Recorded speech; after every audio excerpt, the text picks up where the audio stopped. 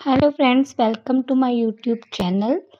आपका मेरे YouTube channel पर बहुत बहुत स्वागत है। तो आज मैं जो आपके लिए वीडियो लेकर आई हूँ वो है आपके subject text reading and reflection का एक बहुत ही most important topic, major issues in classroom learning. मतलब कि एक टीचिंग लर्निंग प्रोसेस के दौरान टीचर्स, स्टूडेंट्स को कौन कौन सी प्रॉब्लम्स फेस करनी पड़ती हैं। तो क्लासरूम टीचिंग के वक्त कौन कौन सी प्रॉब्लम आती हैं, तो ये आज मैं आपके साथ डिस्कस कर रही हूँ। तो क्या क्या मेजर प्रॉब्लम्स होती हैं वो देख लेते हैं। फर्स्ट है प्रॉब्लम्स रिलेटेड विद टीचर्स, अध्यापकों से संबंधित समस्याएं, छात्रों से संबंधित समस्याएं, problems related with student and problems related with curriculum, पाठ्यक्रम से संबंधित समस्याएं।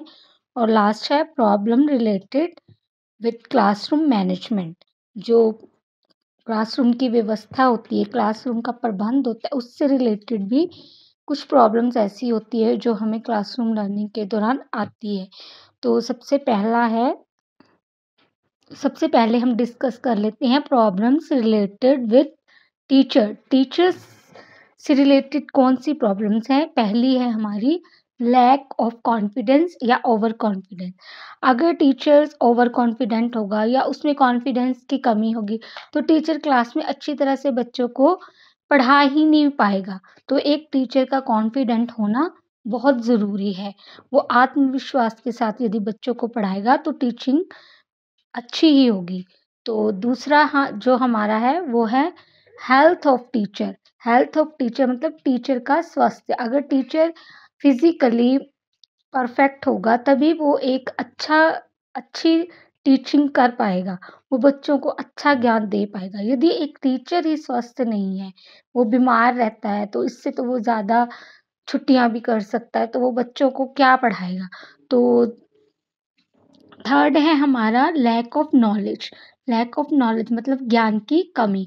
अगर एक अध्यापक में ज्ञान की कमी होगी, उसे ज्ञान होगा ही नहीं अपने सब्जेक्ट के प्रति, तो वो बच्चों को पढ़ा नहीं पाएगा, तो वो बच्चों को भी ज्ञान नहीं दे पाएगा। फोर्थ हमारा पॉइंट है lack of interest in his और हर ओन सब्जेक्ट। एक टीचर को जिस सब्जेक्ट को पढ़ाने के लिए वहाँ पर नियुक्त किया गया होता है, अगर उसे उस सब्जेक्ट के बारे में अच्छे से नॉलेज नहीं है, वो खुद ही नहीं जानता क्या पढ़ाना है, कैसे पढ़ाना है मुझे, तो वो बच्चों को क्या पढ़ा पाएगा। तो ये एक टीचर लर्निंग के समय एक प्रॉब्लम क्रिएट होती है। Extra burden load. अगर एक टीचर के ऊपर एक्स्ट्रा बर्डन हो या उसके ऊपर लोड हो, तो जैसे कई स्कूलों में टीचरों से और भी ज़्यादा काम करवाए जाते हैं, कुछ एक्स्ट्रा काम कराए जाते हैं, तो अगर वो उन्हीं कामों को लेकर उसका दिमाग में बर्डन रहेगा तो फिर वो अपनी स्टडी करवाने में उसको प्रॉब्लम्स आएंगी। तो नेक्स्ट है non democratic nature of teacher. मतलब टीचर एक है जो डेमोक्रेटिव होता है, वो सारे बच्चों को एक ही नज़र से देखता है।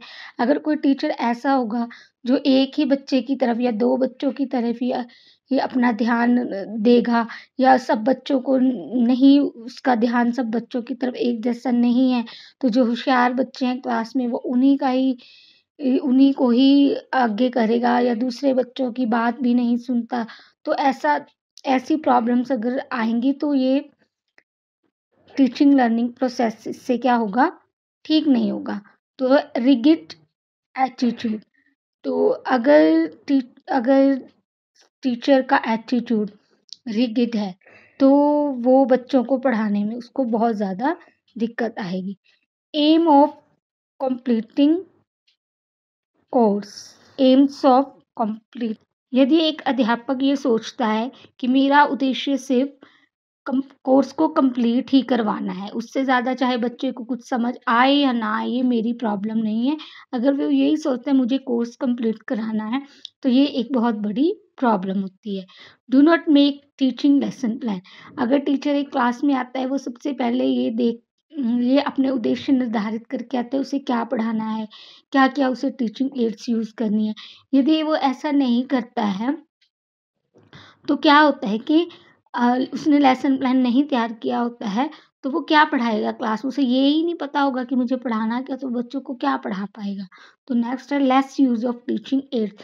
एक शिक्षण अधिगम प्रक्रिया में अगर टीचर एड्स का यूज़ नहीं करता, श्रव्य दृश्य सामग्री का यूज़ नहीं करता, वो टीचिंग इफ़ेक्टिव नहीं होगी। क्योंकि बच्चों को कुछ मॉडल दिखाकर, चार्ट दिखाकर अगर समझाया जाए, तो उसकी जो नॉलेज होती है वो स्टेबल रहती है, तो उनको वो जल्दी भूलता नहीं है। तो ये तो थी प्रॉब्लम्स रिलेटेड विद टीचर। तो नेक्स्ट है हमारा problem related with student.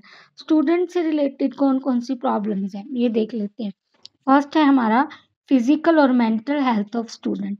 Student के अगर शारीरिक और मेंटल हेल्थ ठीक नहीं है, तो बच्चा क्लास में पढ़ने के लिए मुश्किल आएगी उसे क्लास में पढ़ने के लिए। तो सेकंड है बैड हैबिट। अगर बच्चों को बुरी आदतें, गंदी आदतें हैं, तो ये भी एक दिक्कत है उसके टीचिंग में। Problems of indiscipline. अगर बच्चा क्लास में शरारतें करता रहता है, क्लास में अच्छे से नहीं बैठता, तो वो दूसरों का भी ध्यान डिस्ट्रैक्ट करता है, तो इसलिए ये भी एक इशू है। Over crowded classroom. अगर एक क्लासरूम में बहुत ही ज़्यादा बच्चे हों, तो एक टीचर के लिए भी मुश्किल हो जाता है और बच्चों के लिए भी मुश्किल हो जाता है कि कैसे बच्चे एक इतने भीड़-भाड़ के माहौल में कैसे पढ़ पाएँगे। Problems of activeness. अगर बच्चे क्लास में एक्टिव नहीं होंगे, बच्चे क्लास में सुस्त रहेंगे या उनको कोई ऐसी चीज़ें नहीं दिखाई जाएँगी जिससे टीचिंग इफ़ेक्टिव बनती है, तो क्या होता है, ये एक प्रॉब्लम है।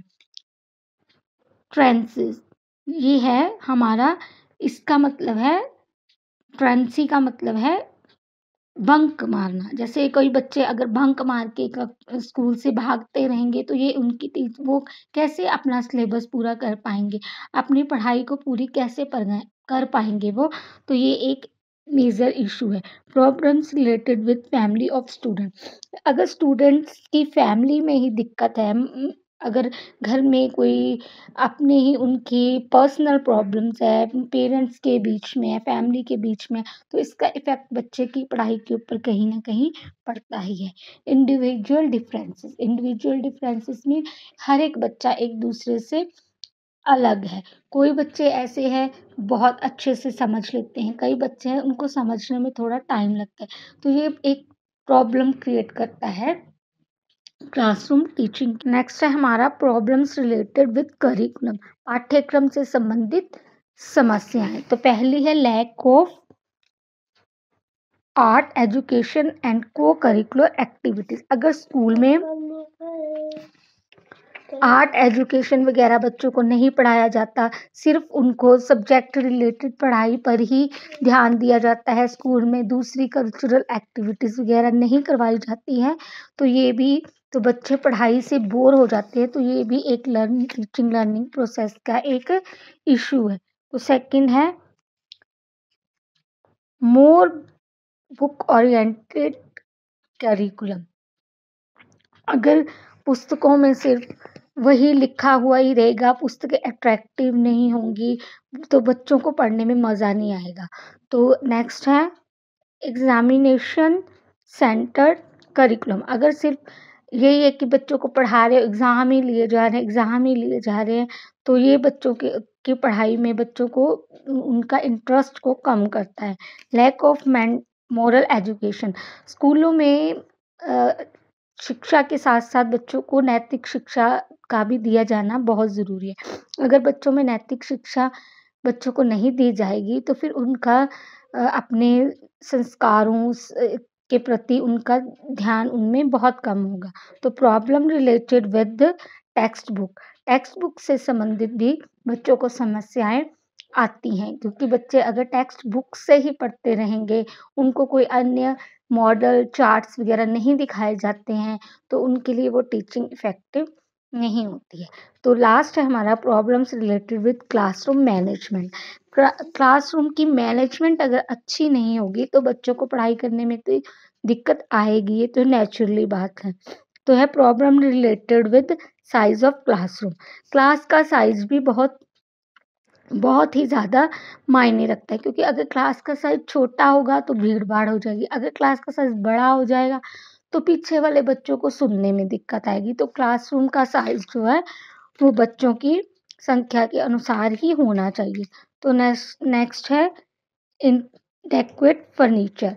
इनडेक्वेट इनडेक्वेट फर्नीचर से अभिप्राय है, अगर क्लास में फर्नीचर अच्छे से नहीं रखा गया होगा, फर्नीचर उतना नहीं है जितना चाहिए बच्चों के लिए, तो अगर फर्नीचर ही पूरा नहीं है तो इससे बच्चों को बैठने में दिक्कत आएगी, उनकी पढ़ाई में भी दिक्कत आएगी। इनएडेक्वेट इक्विपमेंट्स मतलब कि जो बच्चों को पढ़ाने के लिए चॉक, डस्टर आदि ऐसी चीज़ें चाहिए, अगर उसका अरेंजमेंट नहीं क्लास में होगा तो उससे बच्चों को पढ़ने में भी दिक्कत आती है। नेक्स्ट है हमारा पुअर वेंटिलेशन। अगर क्लास में वेंटिलेशन अच्छे से नहीं हुआ है तो क्लास में सफोकेशन हो जाएगी, बच्चों को पढ़ाई करने में दिक्कत आ जाएगी। क्लासरूम तो खुले और हवादार ही अच्छे होते हैं। तो नेक्स्ट है हमारा नॉइज़।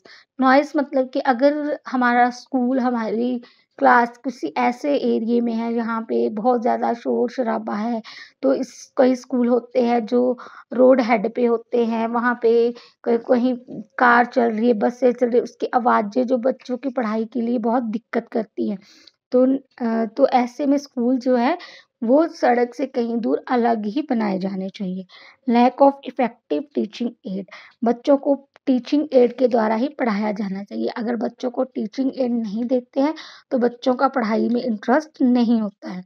तो लास्ट है हमारा डेकोरेशन ऑफ क्लास। क्लास की डेकोरेशन भी एक ऐसी प्रॉब्लम है जिससे बच्चों का पढ़ाई में मन नहीं लगता है। अगर क्लास को अच्छे-अच्छे चार्ट्स मॉडल्स या फिर ऐसे-ऐसे कुछ ऐसे आजकल चला हुआ है जिससे बच्चों को क्लासरूम देखने में अट्रैक्टिव लगती हैं। अगर ये सब कुछ चीज़ें क्लास में नहीं होंगी तो बच्चे पढ़ाई को लेकर बहुत ही नीरस बन जाएँगे। तो ये कुछ ऐसी मेजर इश्यूज़ थे जो कि हमें क्लासरूम लर्निंग के वक़्त सामने हमारे आते हैं। तो अगर वीडियो अच्छी लगी है तो मेरी वीडियो को प्लीज़ लाइक करें, शेयर करें और मेरे चैनल को सब्सक्राइब करें। Thanks for watching.